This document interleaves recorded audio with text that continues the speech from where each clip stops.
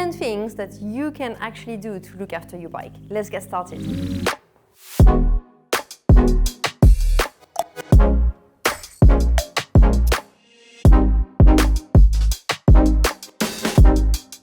Number 1, learn to lean your bike. This is really unsafe. I just have a bit of wind to come and my bike is on the floor, as proven by that nice little chip here on my frame. The wind in Tenerife did me very dirty. I was too far away from my bike to catch it, and that was 1 month after having a brand new bike. Heartbreaking. So the way to do it then, you have a wall. You do not want it to be straight because you don't want any of your frame to touch. The only material that doesn't scratch is what you have on your saddle and on your handlebar. So you need 2 points of contact on an angle, the saddle and the handlebar. And this doesn't move, doesn't scratch. Parfait. Step number 2, you're with friends and you need to lean more than one bike against the wall. Well, this is your perfect foundation. And then you're gonna bring your second baby in, put it the other way around, move those pedals so they don't touch. And we do saddle against the handlebar against the seat post. Nothing's rubbing and touching that can scratch.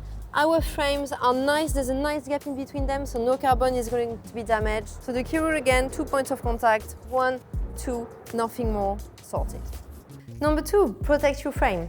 We use Ride Wrap here at Riverside and really love it because, I mean, can you tell anything has been applied on this bike? It's so subtle, to be completely honest. I wish I did that to my bike before taking it to Tenerife and having that big chip. So when my new bike is coming, the first thing I'm going to do is to get it ride wrapped. Number 3, check your tire pressure. If you are running tubeless, even more often than if you have tubes, but always check before a ride. This is increasing my risk of punctures by... So I want it nice, hard and solid. My tire pressure is 70 psi, and I do recommend that track pump. Doesn't really fit my aesthetics, but I really think it's the best pump out there. It didn't feel that soft, but it's actually less than 40 psi, so soft as. If you have no idea about what tire pressure you should be running on, just go online. On the Silca website, they have a tire pressure tool. Just put all your information in it, what type of riding you're doing, what weight you are, etc. And they will simply tell you like what tire pressure to put in your tires. Number 4, know when to charge your Di2. I'm actually queen of having my Di2 dying on me, so I had to find some hacks to remember. It actually has not much to do about the number of kilometers you're doing. It has to do with the amount of time you click on your levers. Top hacks, first link your Di2 or your SRAM to your head computer. It's going to tell you when you're running low. Number 2, just check very regularly. Just press, I'm going to show you on my bike. If you go on your Di2, you've got a little button here that if you press, is going to give you the indication you need. So I'm going to press here and it's green. It means that I have over 50% battery. If it's flashing green, you're between 25 and 50%. And when it's red, it's below 25%. And that's your sign to do it ASAP because it's too late. Number 5, dry your bike. You don't need to clean your bike every day, but if you go for a ride, especially in the winter, that's a bit wet, you had a bit of rain, a bit of puddle, that splash, etc. Don't come home, leave your bike and let it dry on itself because it's going to start damaging your chain and your cassette. Get home, grab a clean cloth and gently dry your chain. Mine is waxed, so it doesn't create that much mess, you know, there's not much grease on it. And I'm probably going to reapply some drip wax on it after, but dry it so it avoids the rust. Number 6, clean your bike. Like I've said, you don't have to clean it every time you ride, obviously, and every time it gets dirty, but you need to do it often enough so your cassette and your chain are not getting disgusting.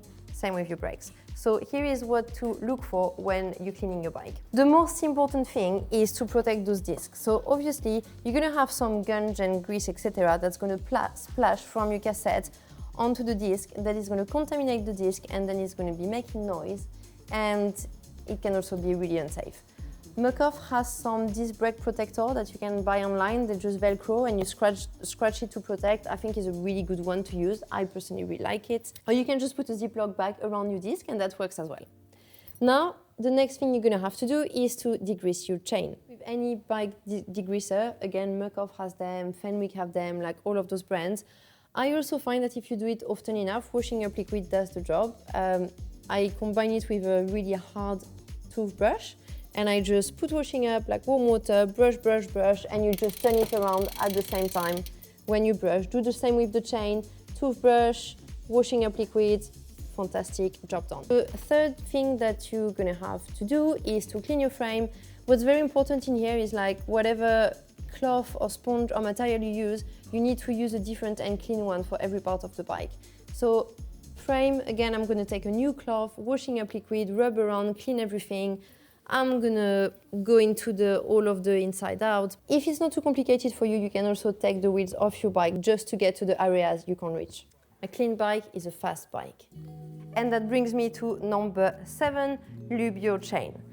After you've cleaned your bike, we've already talked about drying the chain, right? We did say that after rain, we never leave it to dry on its own. Well, after cleaning it, it's the same. All of this is gonna be wet, so you need a clean cloth, again, to dry everything. I sometimes use my hair dryer to make sure all of the water is out of the way. Dry it and then apply some lube. Because if it's all degreased, clean, dry, and there's no lube on it, this is going to make everything rust as well. As well as preventing rust, lubing your chain is very important to protect your drivetrain and your components to make them last longer. How to know if you need to lube your chain? You know, it might be that it's not after cleaning, but you run out of lube. If you are cycling and you hear that click, click, click, click, click, click, click, it means you need to lube your chain. Speaking about noise, that brings us to number 8. Squeaky, squealy, screamy. Which one is it? Squeaky? Squeaky. Squeaky disc brakes, and I'm going to get the help of Will, our bike mechanic, because I am not 100% sure about how to do that. How do you clean the disc brakes? Is it easy? Yeah, it's pretty straightforward. You want to get a rag and like a clean cloth. Yeah. And I use isopropyl alcohol. Okay. Or disc brake cleaner. Okay. Spray it on the cloth, and then you want to wipe the rotors like this with the cloth and the cleaning fluids. How often would you recommend doing this? Do you do it before it's noisy or when it's noisy? Every time it gets noisy, yeah. Okay. But it could be the pads too, so you would need to check the pads. It's more difficult to check the pads because you have to take everything out of the caliper. Okay, so I think this is not for this video. We stay on easy, simple things. If it makes noise and you've cleaned it with, how do you call that liquid again? Disc brake cleaner. No, the other one. Disc brake cleaner, I can't remember. Isopropyl alcohol. Isopropyl alcohol. Yeah. Never heard that word in my life. We're gonna go to number 9, and you made a really good point earlier. You talked about checking your bolts. That's quite important. What? Checking what? Your bolts. What did I say? Bolts. Checking your bolts. Sounded like you said checking your balls. I can't say this word now. Checking your bolts. Bolts. Bolts. Bolts. Bolts. Bolts. Yeah. B-O-L-T-S. Yes. Okay, so how do you check that everything is like tightened and not loose without being too technical? Generally, the main things to check is the through axles to make sure that they're tight. Yeah. Because they can come loose over time. Okay, Yeah, so you here, have for this. example. Yeah, you just need to push down to make sure it's secure. Okay. In cycling, we say it lefty tighty. Lefty loosey, righty tighty. The rest of the stuff stays in place most of the time, but the through axles can come loose with the vibrations of the roads, stuff like that. So, yeah. So how often would you recommend checking it? Every time you go for a ride. Really? Every time you go for a ride, you check your through axles? Well, me personally, no, but I would recommend. You would recommend? Yes. Okay. No, yeah. That's a good tip. Imagine if that's loose and then it comes out, then you're dead. I would give everything a once over. Well, what's everything? So your rear derailleur, your front derailleur, the crank arm to make sure this is not going to come loose. Okay. Your handlebar bolts if you have an aeroad or a canyon with the adjustable handlebar. Okay. The seat posts to make sure it's not going to slip. Okay. Just make sure it's tight. Is there a risk for people to over-tighten things? Yes, so just be careful. So tight but not too tight? Yeah. Okay. And again, if you're not too sure about what you're doing, please bring this to a proper workshop, a proper bike mechanic, because if you over-tighten your seat post, for example, you might crack the carbon. So be really careful. Check, but don't go crazy. Slight change of scenario. Number 9, check your through axles. And that's way easier to say than bolts. Perfect. Check your through axles, not your balls. And tip number 10, take your bike for a service. Will, I'm getting back at you and then I'll leave you alone after that. How often does someone need to take the bike for a service? Realistically, once a year is a good thing to do to avoid having a big bill. Okay. If you leave it for much longer, you could end up paying for lots of new parts before they're, when they get damaged and worn.